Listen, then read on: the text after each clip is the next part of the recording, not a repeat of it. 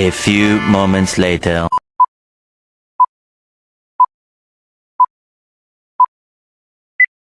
Assalamualaikum warahmatullahi wabarakatuh.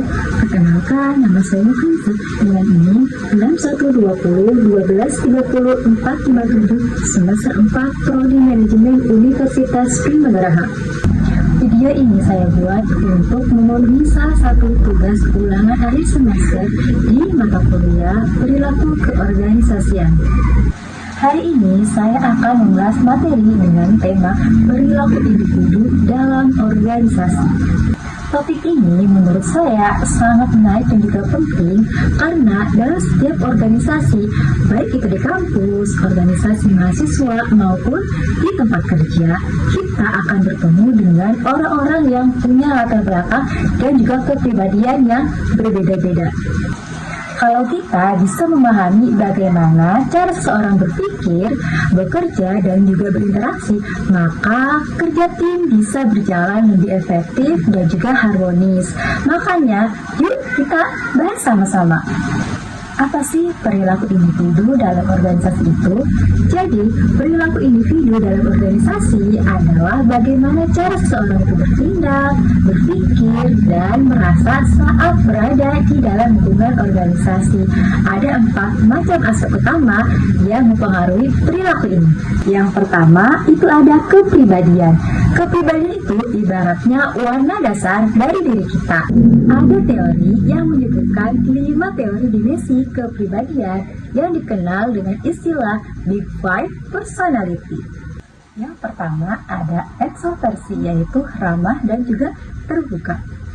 Yang kedua ada neurotisme, yaitu mudah cemas. Lalu yang ketiga itu keterbukaan terhadap pengalaman. Yang keempat ada sifat menyenangkan, yaitu agreeableness. Yang kelima ada kehati-hatian ataupun ketelitian, yaitu conscientiousness. Jadi, kepribadian seorang itu akan mempengaruhi bagaimana sih cara dia berinteraksi dalam organisasi. Yang kedua, ada sikap kerja. Sikap kerja yaitu menggambarkan sejauh mana sih seseorang itu memiliki komitmen terhadap pekerjaannya. Sikap ini juga meliputi kedisiplinan, loyalitas, dan merasa tanggung jawab. Orang dengan sikap kerja yang baik akan memberikan energi yang positif pada tim. Yang ketiga, ada value ataupun nilai. Nilai adalah prinsip yang menjadi pedoman seseorang dalam mengambil keputusan, misalnya nih, kejujuran, personalitas, ataupun toleransi. Nilai ini juga biasanya terbentuk dari pendidikan, agama, dan juga pengalaman hidup. Yang keempat, yaitu ada kemampuan diri. Kemampuan diri ini mencakup hard skill seperti teknisi kerja dan juga soft skill seperti komunikasi, kerjasama, dan juga kepemimpinan. Orang yang mengenali dan juga mengembangkan kemampuannya akan lebih mudah beradaptasi dalam organisasi. Contoh kasusnya, bayangkan nih ada sebuah tim organisasi di kampus yang sedang menyusun rencana untuk acara seminar.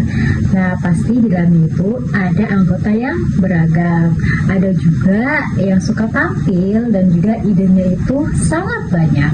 Lalu ada juga yang orang itu pendiam, tapi dia rajin banget kerjanya. Tapi di organisasi tersebut ada juga yang suka telat ketika ada rapat ataupun lain-lain. Tapi dia juga mempunyai desain yang sangat keren.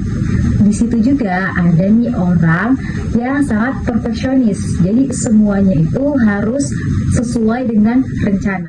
Di awal kerja, semangatnya itu tinggi, tapi lama-kelamaan muncul sebuah konflik. Nah, konflik yang pertama yaitu si perfeksionis ini merasa yang lain itu terlalu santai.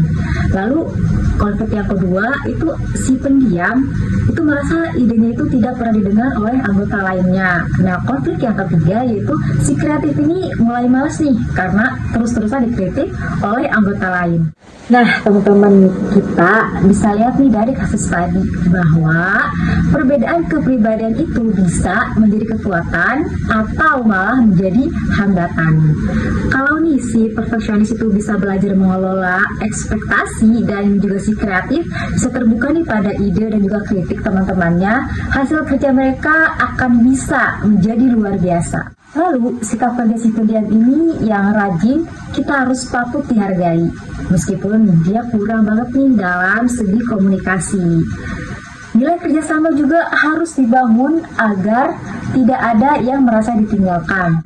Dan yang terakhir, dengan memahami kemampuan diri masing-masing anggota, kita bisa nih menempatkan orang yang tepat di posisi yang tepat. Jadi, bukan siapa yang paling dominan, tapi siapa yang paling tahu kapan harus tampil dan kapan harus mendengar.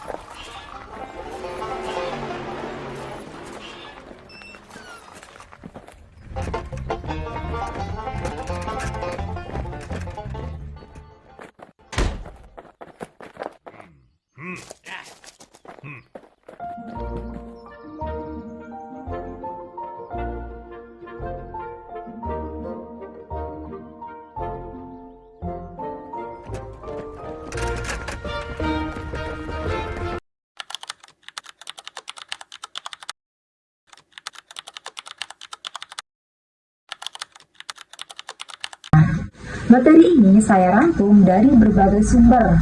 Sumber pertama yaitu dari buku Perilaku Organisasi oleh Stephen P. Robbins dan Timothy Judge. Lalu yang kedua ada modul kuliah yaitu pengantar perilaku organisasi. Yang ketiga ada video pembelajaran dari channel Sikutu Kuliah dan juga Zona Kampus. Lalu yang keempat yaitu pengalaman diri sendiri dalam lingkungan kerja maupun organisasi.